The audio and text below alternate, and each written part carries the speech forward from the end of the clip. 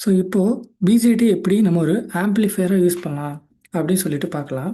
BJT நம்ம ஆம்ப்ளிஃபையராக use பண்ணோம்னா அது வந்து ஆக்டிவ் ரீஜியனில் வந்து நம்ம ஆப்ரேட் பண்ணணும். So active region is nothing but அந்த 0 மில்லியாம்ஸ்லேருந்து 9 மில்லியாம்ஸ் அந்த சேச்சுரேஷன் கரண்ட்டுக்கு நடுவில் நம்ம ரன் பண்ணுறது தான் வந்து ஆக்டிவ் ரீஜியன். ஆம்ப்ளிஃபிகேஷன்னா இது மாதிரி ஒரு சிக்னலை வந்து எந்த டிஸ்டார்ஷனும் இல்லாமல் அதே சிக்னலாக, அதாவது ஹையர் கரண்ட்டை வச்சு நம்ம கன்வெர்ட் பண்ணுறது தான் வந்து ஆம்ப்ளிஃபிகேஷன். ஸோ எந்த டிஸ்டார்ஷனும் இருக்கக்கூடாது, பாதியில் கட் ஆகுது அந்த மாதிரி எதுவுமே இருக்கக்கூடாது. நம்ம ஃபஸ்ட்டு டிசைன், அதாவது நம்மளோட ஆம்ப்ளிஃபையர் டிசைனுக்கு முன்னாடி நம்மகிட்ட என்னென்ன இன்புட் என்னென்ன அவுட்புட் இருக்குதுன்னு சொல்லி நம்ம பார்த்துடலாம். ஸோ என்கிட்ட வந்து ஒரு ஆக்ஸ் கேபிள் இருக்குது, அதோட அவுட்புட் வந்து +or-1 வோல்ட். ஓகேவா? ஃபஸ்ட் நம்ம சவுண்ட் வேவ்னா என்னன்னு தெரிஞ்சுக்கலாம். ஸோ சவுண்ட் வேவ்ங்கிறது வந்து ஃப்ரீக்வன்சி தான். ஸோ 50 ஃப்ரீக்வன்சியில் வந்ததுன்னா எனக்கு ஒரு சவுண்ட் வரும், 1000 ஃப்ரீக்வன்சியில் வந்தால் எனக்கு ஒரு சவுண்ட் வரும், 20,000 ஃப்ரீக்வன்சியில் வந்ததுன்னா எனக்கு ஒரு சவுண்ட் வந்து ப்ரொடியூஸ் ஆகும். ஸோ இதுதான் மிக்சிங், அதை எல்லா ஃப்ரீக்வன்சியும் மிக்ஸ் பண்ணுறது தான் வந்து சவுண்ட் வேவ்ஸ். ஸோ சவுண்ட் வேவ்ஸுங்கிறது இந்த மாதிரி தான் சைன் வேவ்னு நம்ம இப்போதைக்கு அசியூம் பண்ணிக்கலாம். ஸோ இந்த மாதிரி சைன் வேவாக இருக்க போது நம்ம ஸ்பீக்கர் வந்து ஃபாஸ்ட்டாக வைப்ரேட் ஆகிறது மூலியமாக அது வந்து சவுண்ட் வேவ் வந்து ஜென்ரேட் பண்ணும். ஸோ இது வந்து ஒரு சைன் வேவாக தான் இருக்க போகுது. நான் அப்புறம் ஒரு ஸ்பீக்கர் வந்து ஒன்று வாங்கியிருக்கேன். அதோட ஸ்பெசிஃபிகேஷன் என்னன்னா 8 ohms 0.25 வாட் பவர் கன்சியூம் பண்ணும். ஸோ இதை நான் சால்வ் பண்ணும்போது எனக்கு என்ன கிடச்சதுன்னா ஐ வந்து, அதாவது கரண்ட் வந்து 176 மில்லியாம்ப்ஸ்ன்னு சொல்லி கிடச்சிருக்கு. ஸோ இப்போ நான் என்ன பண்ணணும், இந்த 1 மில்லியாம்ப் உள்ள ஆக்ஸ் கேபிளை வச்சு நான் 176 மில்லியாம்ப் ஒரு உள்ள டிவைஸை வந்து நான் ட்ரைவ் பண்ணணும். ஸோ இதுக்கு வந்து நான் ஆம்ப்ளிஃபையர் வந்து யூஸ் பண்ண போகிறேன். ஸோ இதில் பார்த்தீங்கன்னா எனக்கு 176 மில்லியாம்ஸ் வருது. நான் ஃபஸ்ட்டே நம்ம வந்து 4 ரூல்ஸ் பார்க்கும்போது சொல்லியிருந்தேன். தேர்ட் ரூல் வந்து ஒவ்வொரு டிவைஸ்க்கும் ஒவ்வொரு மேக்ஸிமம் கரண்ட் வந்து இருக்கும். ஸோ அதை அதை மேக்ஸிமம் ரேட்டிங்ஸ் வந்து இருக்கும்.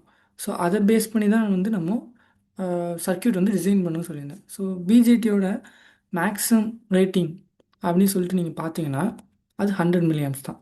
So it cannot drive 176 மில்லியாம்ப்.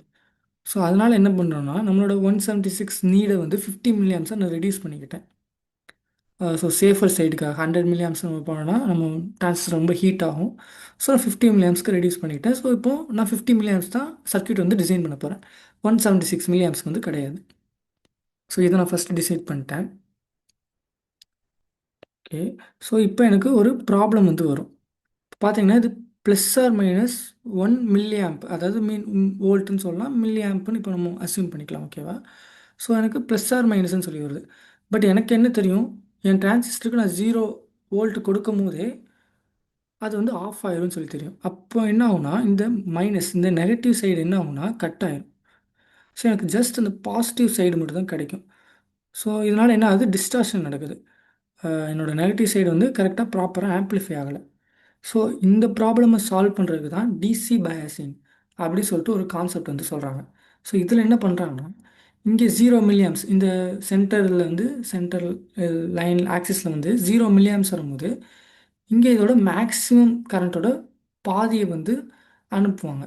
அதாவது டிசி சோர்ஸை வச்சு இந்த பாதி வேல்யூ வந்து அனுப்புவாங்க. இதில் பார்த்தீங்கன்னா 50 மில்லியாம்ஸா. ஸோ இங்கே எனக்கு 0 மில்லியாம்ஸ் வரும்போது எனக்கு இங்கே 25 மில்லியாம்ஸ் வர மாதிரி அவங்க சர்க்யூட் டிசைன் பண்ணுவாங்க. ஸோ இப்போ என்ன ஆகும், எனக்கு -1 மில்லியாம்ப் வரும்போது இங்கே 0 மில்லியாம்ப் வந்து அவுட்புட்டில் ப்ரொடியூஸ் ஆகும். இங்கே 0 மில்லியாம்ப் எனக்கு இன்புட்டில் வரும்போது 25 மில்லியாம்ப் கான்ஸ்டண்ட்டாக ப்ரொடியூஸ் ஆகிட்டே இருக்கும். இங்கே எனக்கு 1 மில்லியாம்ப் வருது, அதாவது 50 மில்லியாம்ஸ் வந்து எனக்கு அவுட்புட்டில் ப்ரொடியூஸ் ஆகும்.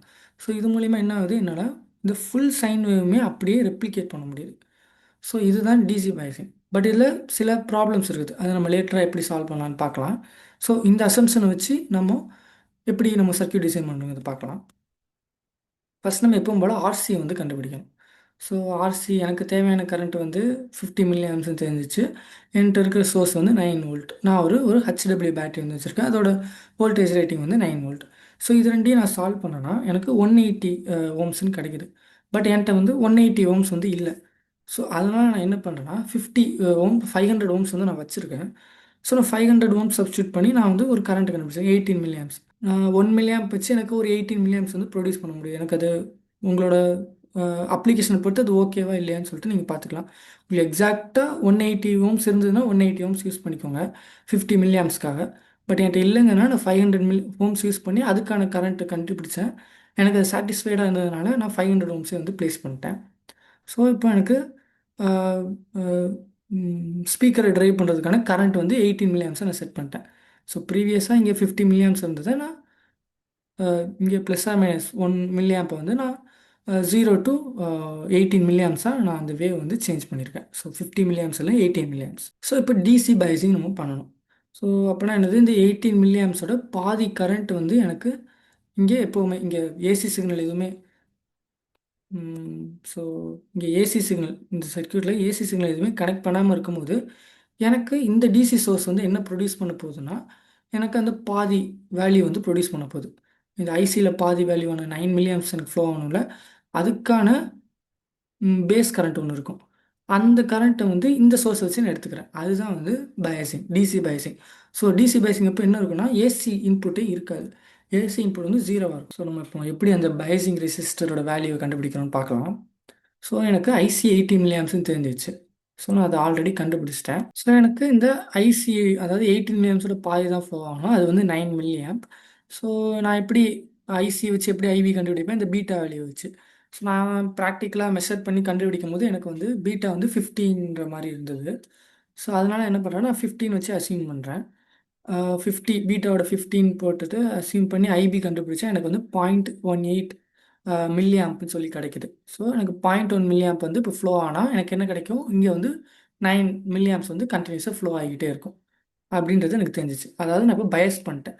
ஸோ எனக்கு இங்கே 0 mA வரும்போது எனக்கு எப்போவுமே 25 mA, அதாவது 9 mA, அதோட பாதி 9 mA வந்து ஃப்ளோ ஆகிக்கிட்டே இருக்கிற மாதிரி நான் வந்து ஷிஃப்ட் பண்ணிட்டேன்.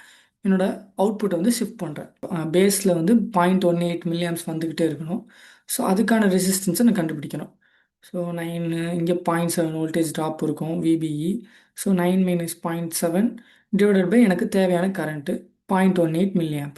ஸோ இதை நான் சால்வ் பண்ணும்போது எனக்கு 46 kΩ கிடைக்குது. எனக்கு 46 kΩ இல்லாதனால நான் 50K வந்து யூஸ் பண்ணுறேன். ஸோ நான் 50K ரெஸ்ட் வந்து இதில் ப்ளேஸ் பண்ணேன். எனக்கு 0.166 mA வந்து கிடைக்குது. ஸோ இது ஓகே தான், not a big deal.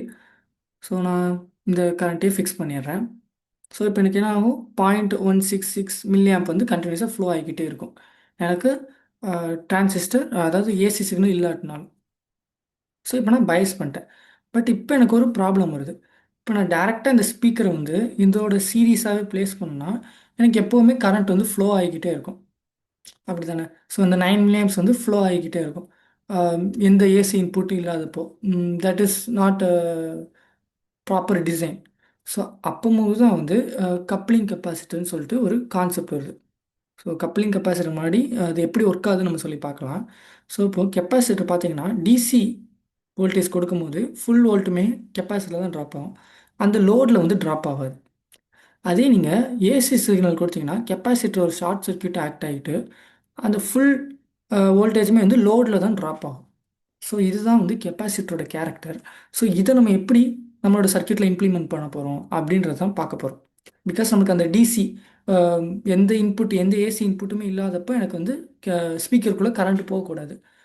That's not a good design. So அதனால என்ன பண்ணுறாங்கன்னா கப்ளிங் கெப்பாசிட்டர் யூஸ் பண்ணுறாங்க. ஸோ இந்த ஸ்பீக்கரை சீரியஸாக போடுறதுக்கு பதிலாக இந்த கப்ளிங் கெப்பாசிட்டர் யூஸ் பண்ணி பண்ணுறாங்க. ஸோ இப்போ என்ன ஆகும், இந்த 9 mA ஃப்ளோ ஆகும்போது இட்ஸ் அ டிசி தானே. ஸோ இது டிசி, இங்கே வந்து வேரியேஷன் இருக்காது. ஸோ அதனால் என்ன ஆகுதுன்னா இங்கே எப்போவுமே இந்த 9 mA ஃப்ளோ ஆகும்போது இந்த விசிசியோட பாதி வோல்டேஜ் வந்து இங்கே ட்ராப் ஆகும். Just think about that. So இதோட பாதி ட்ராப் ஆகும். அதாவது 4.5 வோல்ட் இங்கே இருக்குன்னு வச்சுக்கோங்க. ஸோ இந்த ஏசி சிக்னல் எதுவுமே இல்லைனா இங்கே எப்போவுமே 4.5, இது ஒரு சர்க்கியூட்டர், இது கெப்பாசிட்டர், இது வந்து லோடு அந்த ரெசிஸ்டர் நினச்சிக்கோங்க. ஸோ இதுதான் ஃபுல் 4.5 ட்ராப் பண்ணும். இங்கே வந்து எந்த வோல்டேஜுமே இருக்காது. ஸோ இங்கே கரண்ட்டு ஃப்ளோ ஆகாது. ஸோ இது மூலிமா என்ன நடக்குன்னா டிசி கரண்ட் வந்து இதுக்குள்ளே போக மாட்டேங்குது. அந்த வேலையை வந்து இந்த கப்ளிங் கெப்பாசிட்டர் வந்து பண்ணுது. ஸோ அதே மாதிரி நான் இந்த சோர்ஸுக்குமே, அதாவது என் ஆக்ஸ் கேபிளுக்குமே நான் வந்து ஒரு கெப்பாசிட்டர் போட்டுக்கிறேன். ஏன்னா இந்த 9 வோல்ட் வந்து என் ஆக்ஸ் கேபிளுக்குள்ளே போயிடக்கூடாதுன்னு சொல்லிட்டு போட்டுக்கிறேன். அந்த டிசி சிக்னல் இதுக்குள்ளே அஃபெக்ட் ஆகக்கூடாதுன்னு சொல்லிட்டு. இப்போ என்ன ஆகுதுன்னா இங்கே ஏசி சிக்னல் எப்போ இங்கே வருதோ அப்போது இங்கே பார்த்தீங்கன்னா இங்கே 9 வோல்ட் இருக்கும். இந்த ரெசிஸ்டர் அக்ராஸாக இங்கே 9 வோல்ட் இருக்கும். இங்கே இப்போ +1 வோல்ட்னு வருது வச்சுக்கோங்களேன். இங்கே +1 வருதுன்னா 8 வருமா. ஸோ இந்த ரெசிஸ்டர் அக்ராஸாக 8 வோல்ட் வந்து ட்ராப் இருக்கும். ஸோ அப்போது இது வந்து கரண்ட் வந்து ரெடியூஸ் ஆகுது. அதே இங்கே -1 வோல்ட் வருதுன்னா இங்கே 10 வோல்ட்டாக இதுக்கு அக்ராஸாக 10 வோல்ட்டுன்னு இது 9 minus minus 1, so 10 volt. So current வந்து இன்க்ரீஸ் ஆகும். ஸோ இது மூலயமா என்னால் என்ன பண்ண முடியுதுன்னா இந்த கரண்ட்டை வந்து சேஞ்ச் பண்ணுது. ஸோ இதுதான் வந்து இன்வெர்ட்டிங் ஆம்ப்ளிஃபையர்னு சொல்லி சொல்லுவாங்க.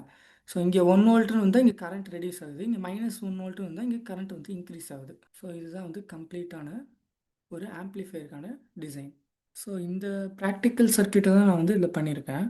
ஸோ இது டிரான்சிஸ்டர், இங்கே வந்து ஒரு 500 ஓம்ஸ் ப்ளேஸ் பண்ணியிருக்கேன். இதில் பார்த்தீங்கன்னா ஒரு 50K ரெசிஸ்டர் இருக்குது, பயஸ், அதாவது பயசிங், டிசி பயசிங் ரெசிஸ்டர்.